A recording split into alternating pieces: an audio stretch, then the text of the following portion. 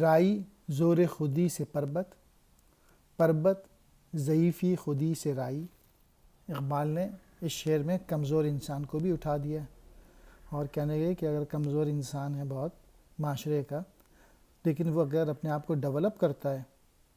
اپنی خودی کو بناتا ہے، محنت کرتا ہے، کسی کے آگے نہیں جھکتا، لا الہ الا اللہ محمد رسول اللہ پڑھتا ہے، ایک سجدہ جسے تو گراں سمجھتا ہے، ہزار سجدوں سے آدمی کو دیتا ہے نجات، اور کسی اور آدمی کو سجدہ نہیں کرتا، کسی سے نہیں ڈرتا، کسی سے نہیں لیتا، تو وہ جو ہے وہ ایک عظیم انسان ہے، یعنی وہ پہاڑ کے برابر ہے۔ اور اگر انسان میں خودی موجود نہیں ہے اور وہ